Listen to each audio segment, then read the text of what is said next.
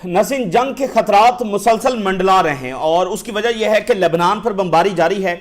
अभी जो ताज़ा तरीन नंबर्स वहां से सामने आ रहे हैं, 28 लोग जो वो शहीद हुए हैं पिछले 24 घंटों के अंदर जो इसराइल ने बमबारी की है। तो आप देखिए कि मुसलसल वहां पर बमबारी हो रही है, लोग अपनी जानों से जा रहे हैं। तो इसलिए यहां पर एक रिस्क है कि किसी भी वक्त ये एक फुल स्केल वॉर के अंदर ये मामला तब्दील हो सकता है। टर्की भी मुसलसल बयान दे रहा है और ईरान ने अपनी रेड लाइन जो है वो वाजे कर रखी हैं। और मीनवाइल जो वो दूसरा फ्रंट जो है वो स्ट्रेट ऑफ हॉर्मज़ का है, जहां पर कशीदगी बढ़ती चली जा रही है। ट्रंप ने जो नेवल ब्लॉकेड अनाउंस किया है, अब उसका मतलब क्या है? अगर वो फौज आगे जाती है, इनकी नेवी आगे जाती है, तो आगे से ईरान अटैक करेगा। तो स्ट्रेट ऑफ हॉर्मज़ जो है ये एक ऐसा फ्रंट है जहां से किसी भी वक्त कुछ भी जो वो हो सकता है। और यहां पर चीन खुलकर जब वो ईरान की मदद को सामने आ गया है। चीन ने समझ लें यह बात कर दी है कि जो ईरान कंट्रोल कर रहा है, हम ईरान के साथ हैं। उन्होंने कहा हमारे मुआहदे हैं ईरान के साथ और कोई हमारे मामलात के अंदर जब वो दखल अंदाजी ना करे। हमारे लिए स्ट्रेट ऑफ हॉर्मज़ जब वो खुला हुआ है। चीन बहुत खुलकर जब वो ईरान के हक में सामने आ गया। अब ये सारे मुल्क जो है तुर्की, पाकिस्तान, बाकी जो मुल्क हैं, रशिया, मिडल ईस्ट के कुछ और मुल्क, ओआईसी के मालिक, ये ईरान के साथ खड़े क्यों हो रहे हैं? क्योंकि ईरान बिल्कुल सच के ऊपर है, हक के ऊपर है और वो बात वो कर रहा है जो सबको समझ आ रही है। उसकी कोई इलॉजिकल और नॉनसेंस डिमांड्स नहीं है। अब जो अभी कुछ देर पहले ईरान ने अनाउंस किया है, अब आप जरा बताइए दुनिया के पास क्या चांस रह जाता है कि वो ईरान के साथ खड़ी ना हो। ईरान ने ये बताया है खुद ऑफिशियली कि ईरान ताज़ा तरीन मुज़ाकरात में इस हद तक तैयार हो गया था कि जो यूरेनियम है ईरान के पास उसको वो डाइल्यूट कर देगा, यानी ज़ाया कर देगा। हवाले किसी के नहीं करेगा, लेकिन वो यूरेनियम सबकी निगरानी के अंदर, अमेरिका को भी वो निगरानी, अमेरिका उसमें मौजूद होगा, अमेरिकी पार्टिसिपेशन के साथ उनकी निगरानी में वो यूरेनियम जब वो डाइल्यूट कर दी जाएगी। इससे बड़ी कोई ऑफर ईरान दे सकता है? मुझे बताइए। जब ट्रंप ये कहता है, जेडी वैंस ये कहता है कि उनका सबसे बड़ा मसला जो है वो न्यूक्लियर है और वो न्यूक्लियर जो आज तक ईरान ने बनाया नहीं है, और वो न्यूक्लियर जो अमेरिका ने बनाया और गिराया, और वो न्यूक्लियर जो इसराइल खुफिया तौर पर बना के बैठा हुआ है, उस न्यूक्लियर को आज तक ना ईरान ने बनाया ना बनाने का इरादा रखता है।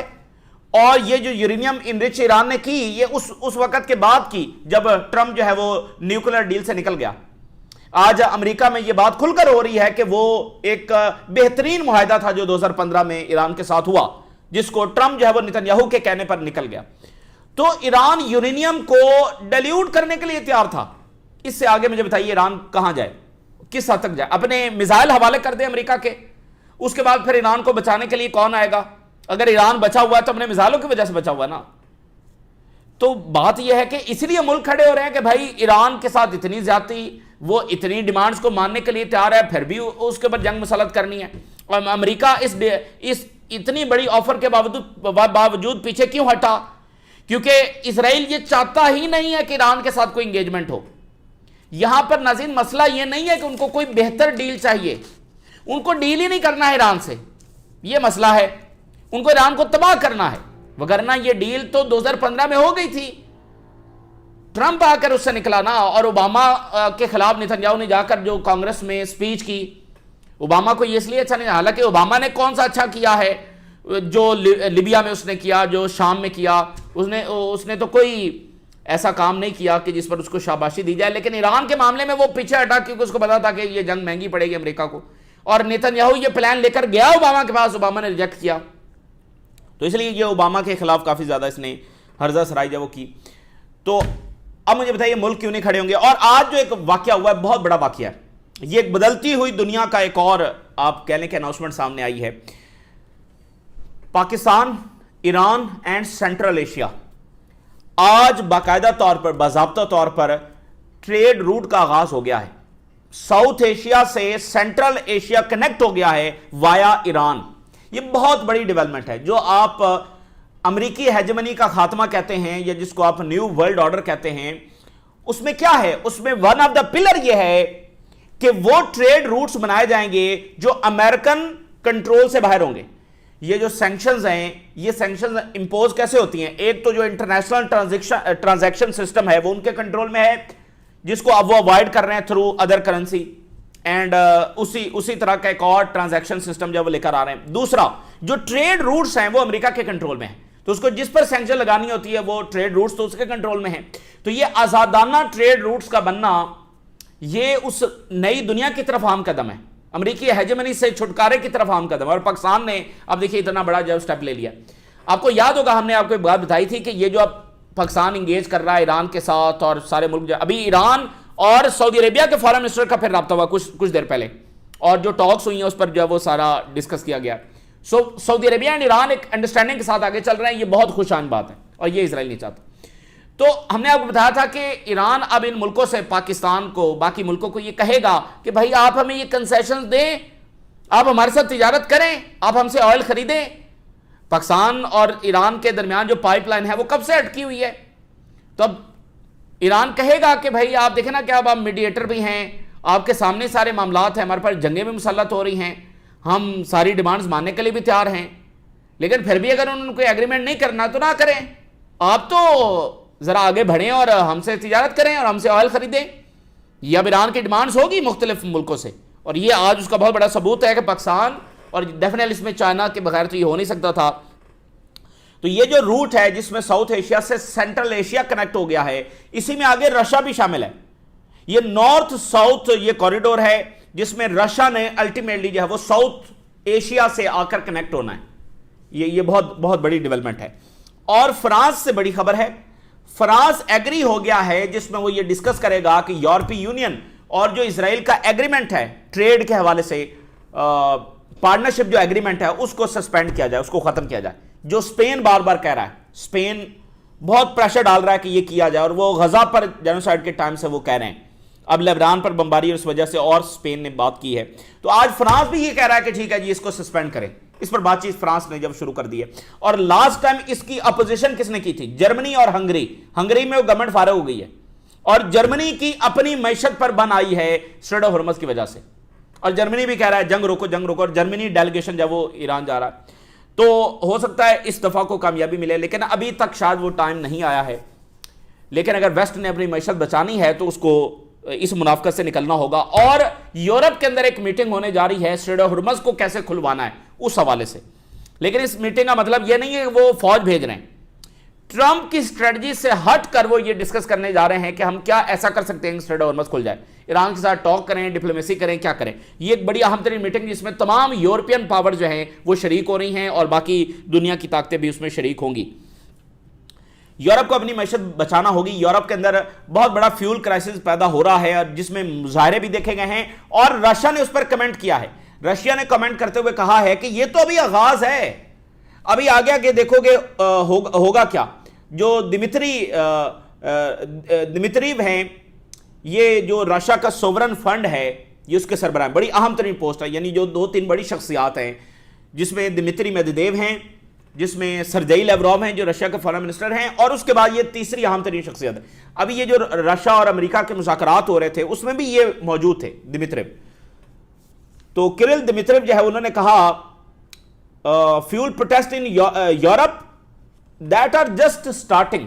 यूरोपीय यूनियन में और यूके में ये जो फ्यूल के ऊपर प्रोटेस्ट शुरू हो रहे हैं और एनर्जी क्राइसिस पैदा हो रहा है, ये तो अभी आगाज है, आगे आगे देखिए आप होता क्या है।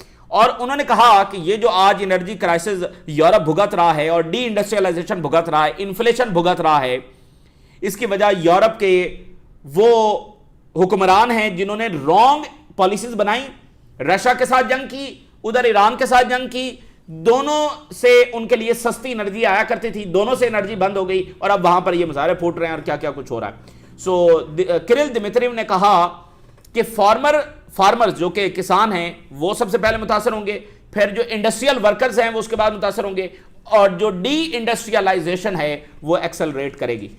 इस वक्त बहुत मुतासर हो रहा है यूरोप डी इंडस्ट्रियलाइजेशन से। जर्मनी जो कि यूरोप का इंजन कहा जाता है, वो डी इंडस्ट्रियलाइजेशन जो वो फेस कर रहा है। इसलिए तो वो जर्मनी जो इजराइल का सबसे बड़ा सपोर्टर रहा है जो कुछ गजा में हो रहा था, आज कह रहा है हम तेहरान डेलीगेशन भेजेंगे। आप जरा सोचिए तो सही कि वजह क्या बनी। अभी तक जर्मनी ने कंडेम तो नहीं किया जो इजराइल गजा में कर रहा है, जो इजराइल ने ईरान पर बमबारी की, जो इजराइल ने लेबनान पर बमबारी की, जर्मनी ने कंडेम तो नहीं किया, लेकिन कह रहे हैं डेलीगेशन भेजेंगे।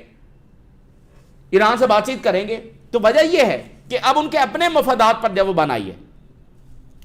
अच्छा, अब अगली बात क्या है? अगली बात नाज़रीन यह है कि हमने आपको बताया है कि बेबी को नहीं रोकेंगे, और खासकर ये जो ट्रंप इंतजामिया है ये सबसे लड़ती फिरेगी, अमेरिका के मफादात को सीरियस डैमेज करेगी, सिचुएशन को मजीद खराब करेगी, लेकिन बेबी को नहीं रोकेगी।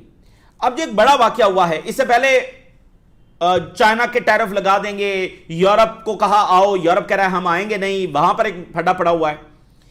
अब जो एक बड़ा वाकया हुआ है, ट्रंप और पोप, इधर मसला पैदा हो गया है। चूंकि पोप जो है वो एक ये बात कर रहे थे कि भाई ये जंगें नहीं होनी चाहिए, खासतौर पर जो ईरान की जंग है उस पर उन्होंने क्रिटिसाइज किया कि ये एक बेमानी जंग है।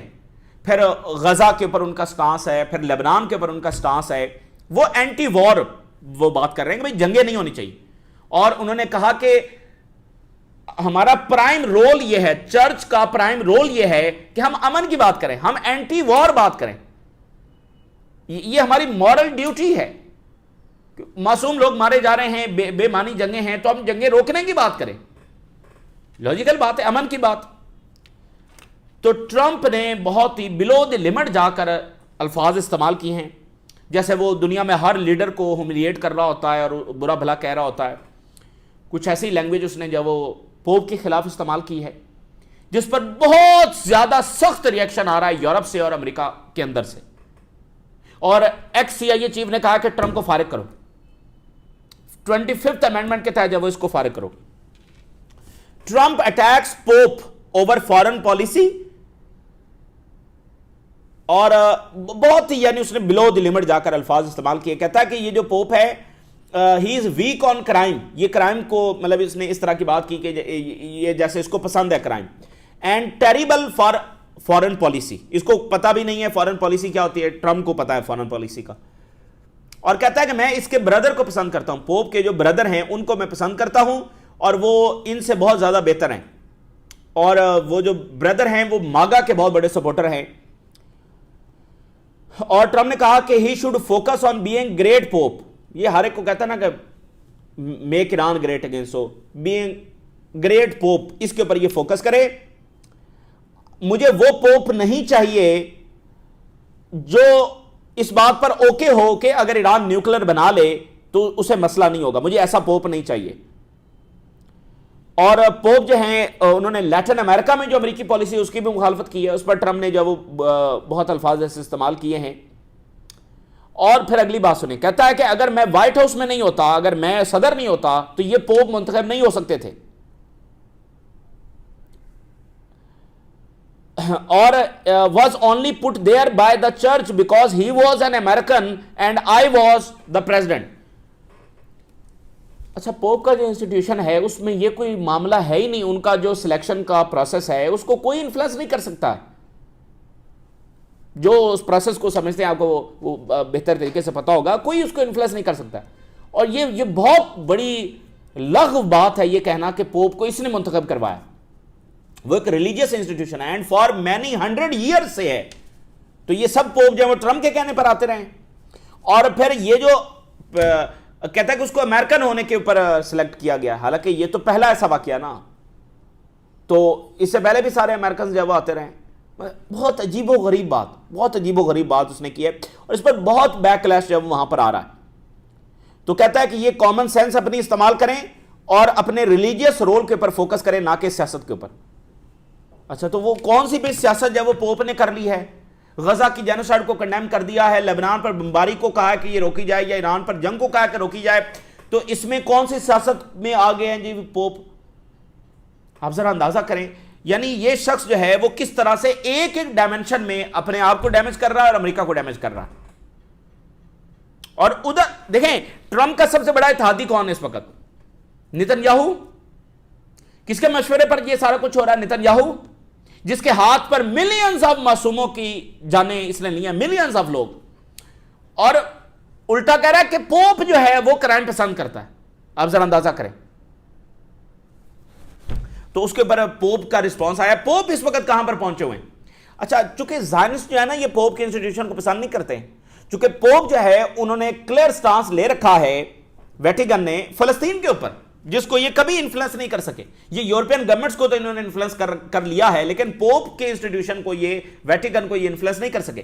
पोप का एक क्लियर स्टांस है फलस्तीन के ऊपर कि फलस्तीन की रियासत होनी चाहिए, ये इनको बड़ी तकलीफ है।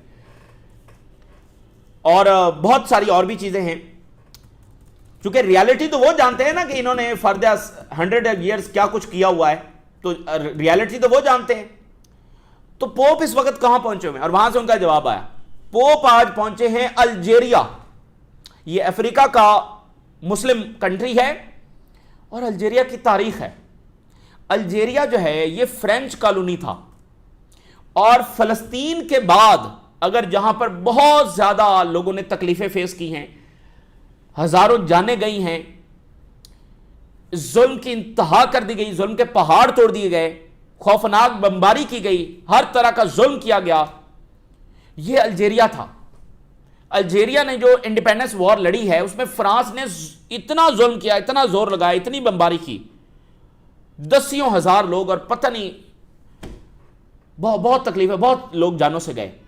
तो ये अल्जीरिया है, ठीक है ना। तो आज अल्जीरिया में पोप पहुंचे, बहुत ये तारीखी दौरा हो रहा है, और ये उनका पहला किसी मुस्लिम मेजॉरिटी कंट्री का दौरा है। और अफ्रीका में वो 10 मुल्कों का जब वो विजिट करेंगे, और सबसे पहले जब वो अल्जीरिया पहुंचे, वहां से उनका स्टेटमेंट आया, उन्होंने कहा मैं इसको जवाब नहीं देना चाहता, एंड जो हमारा मौकफ है एंटी वॉर मैसेज वो हमारा जारी रहेगा।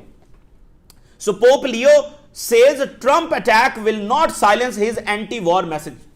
मुझे खामोश नहीं करवा सकेगा ट्रंप। और ये बात एक और भी ध्यान में रखें, एक ओआईसी मुल्क है जिसका पोप के साथ खतो किताबत होती है, वो मुल्क है ईरान। ईरान के कई खत वेटिकन को गए हैं, और वेटिकन से जवाब जब ईरान को आया, ठीक है। आपको पता है ना कि ज़ायनिस्टों की एक जो डीप, वेरी डीप स्ट्रेटजी क्या है, क्रिश्चियंस और मुस्लिम्स को लड़वा के रखना।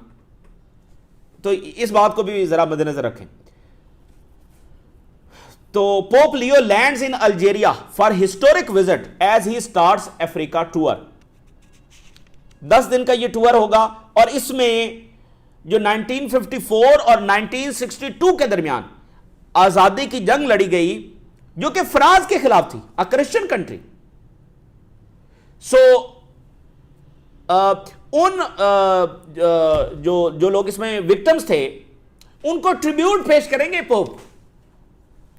54 और 62 के दरमियान जो हजारों जाने गई, उन विक्टिम्स को पोप जो है वो खिराजे तहसीन पेश करेंगे, ट्रिब्यूट पेश करेंगे, ठीक है ना। तो ये एक दिन पोप जो है वो फलस्तीन भी उतरेंगे, ये बात ध्यान में रखें। So 25th amendment was written with him in mind, ex CIA chief on Trump. उसने कहा ट्रंप को फारिग करो। ये फॉर्मर सीआईए चीफ हैं, और वार्निंग दैट कि ये जो ईरान का रेटरिक है, ये बार बार धमकियां और concern about his stability as a president, कि ये शख्स जो है वो स्टेबल ही नहीं है। और ये 25th जो अमेंडमेंट है, इसके बारे में आपको बता चुके हैं, जिसमें 4 क्लॉजेस हैं मेनली, और जिसमें यह है कि भाई कैसे सदर को रिमूव किया जा सकता है इफ़ ही डाई। अगर उसकी फिर यह है कि अगर वो उसकी कैबिनेट और वाइस प्रेसिडेंट ये कह दे कि ये अपनी ड्यूटीज़ को परफॉर्म करने के लिए काबिल नहीं है, और ये साबित कर दिया जाए कि ये मेंटली स्टेबल नहीं है, तो उसको रिमूव भी किया जा सकता है। तो वो कह रहे हैं ये जो 25th अमेंडमेंट बनाई गई थी, ये असल में किसी ऐसे ही शख्स को ज़हन में रखकर बनाई गई थी कि किसी ऐसे शख्स का सामना भी हमें हो सकता है, तो उसको फारिग कैसे करना है, वो तो अमेरिका को ले डूबेगा। ये एक्स सीआईए चीफ कह रहा है। तो ये अमेरिका के अंदर सूरत हाल है, क्योंकि अब ये दोबारा जंग की तरफ लेकर जा रहा है। अच्छा, अब जरा ये खबर सुन लें कि Iran was ready to dilute highly enriched uranium and US backed away. Saudi Arabia, America और बाकी पार्टीज की निगरानी के अंदर ईरान 450 किलोग्राम इनरिच्ड यूरेनियम जो है इसको डाइल्यूट करने के, यानी जैसे आप ज़ाया कर देते हैं, तो वो डाइल्यूट करने के लिए तैयार था। अमेरिका पीछे हटा, वजह सिर्फ एक है, क्योंकि इजराइल ये चाहता ही नहीं है कि कोई एग्रीमेंट हो, वगरना ये एग्रीमेंट 2015 में हो गया था। ये एग्रीमेंट 28 फरवरी से पहले हो सकता था, ये जून से पहले भी हो सकता था, लेकिन उनको मुसलसल जंगें चाहिए। अभी टर्की के फॉरेन मिनिस्टर का क्या बयान आया, उन्होंने कहा है कि इजराइल जो है इसको हर वक्त एक दुश्मन की जरूरत है, और अब ये टर्की को अगला दुश्मन डिक्लेयर कर रहा है, और हम ये अलाउ नहीं करेंगे। तो अमेरिका को भी इस गुलामी से निकलना होगा। ओमान के फॉरेन मिनिस्टर के अल्फाज याद करें, अमेरिका को अपनी फॉरेन पॉलिसी वापस अपने हाथ में लेना होगी, वगरना अमेरिका जो रही सही कसर निकल गई है, रही सही कसर है, वो भी यहां से फारिग होकर ये निकलेगा। इसका एम्पायर बिल्कुल फारिग होकर यहां से निकलेगा। आपने 40 दिन में देख लिया है अमेरिका की ना ये जंग है, ना अमेरिका के लिए जंग में कुछ है, और विक्ट्री तो भूल जाए ना, सिर्फ ये जंग को आगे बढ़ाएगा तो इसकी डिफीट में इजाफा होगा और कुछ भी नहीं है। ईरान के सेंट्रल हेडक्वार्टर ने यह कहा है कि security for all ports in the gulf are for none. ये जो ट्रंप ब्लॉकेड की बात कर रहा है और धमकियां ये वो, तो ईरान ने वाजे कर दिया कि या तो अब यहां पर सबके लिए सिक्योरिटी होगी या फिर किसी के लिए नहीं होगी, ये उन्होंने वाजे कर दिया। और जो ऑयल टैंकर्स हैं वो अवॉइड कर रहे हैं यहां से गुजरना जब से ट्रंप ने ब्लॉकेड अनाउंस किया, यानी उसने मसाइल में इजाफा किया। वो जो गुजर रहे थे ईरान की परमिशन से वो भी नहीं गुजर रहे इसकी धमकियों के बाद। और ईरान के हवाले से यमन ने कहा है कि अमेरिका जो एस्केलेशन करेगा वो बैकफायर होगी। और Iran Pakistan corridor opens with first shipment to central Asia, बहुत बड़ा यह वाकया है। पिछले साल अक्टूबर में ईरान का हाई लेवल डेलीगेशन पाकिस्तान आया था, यह माहिदा तय पाया था, और आप बाद में देखिएगा यह बेल्ट एंड रोड के साथ जब वो कनेक्ट होगा, यह बेल्ट एंड रोड के साथ कनेक्ट होगा। तो 70 मिलियन पीपल हैं। It aims to directly connect South Asia and central Asian markets of around 70 million people and boost regional trade, यानी सेंट्रल एशिया में 70 मिलियन पीपल तक ये जो है वो कनेक्ट करेगा। और जो कॉस्ट है वो बहुत नीचे आ गई है, जो रिवायती रूट था ऊपर से घूम के जाना पड़ता था, उससे कॉस्ट जो है वो बहुत ज़्यादा नीचे आ गई है। इसराइल में सूरत हाल ये है कि बेन गुरियन एयरपोर्ट खाली पड़ा हुआ है और इसराइली जो हैं वो ट्रैवल करने से जो है वो हेजिटेट हो रहे हैं, और वो गवर्नमेंट की जो हैंडलिंग ऑफ सिक्योरिटी है उस पर अब बिलीव नहीं कर रहे हैं। और हिजबुल्लाह ने अटैक्स किए हैं, 10 ड्रोन्स इसराइली मीडिया के मुताबिक अभी दाखिल हुए हैं। और Hezbollah remain steadfast and drone and rockets attacks और व्हीकल्स के ऊपर और कमांड सेंटर्स के ऊपर और जो टैंक्स हैं उसके ऊपर हिजबुल्लाह के जवाबी हमले जारी हैं। आज 13 अप्रैल है और 13 अप्रैल जो है वो लेबनान में सिविल वॉर की बरसी है। 1975 में सिविल वॉर शुरू हुई थी जो कि अगले 15 साल चली, बहुत खौफनाक ये सिविल वॉर थी, और आज उसकी बरसी है।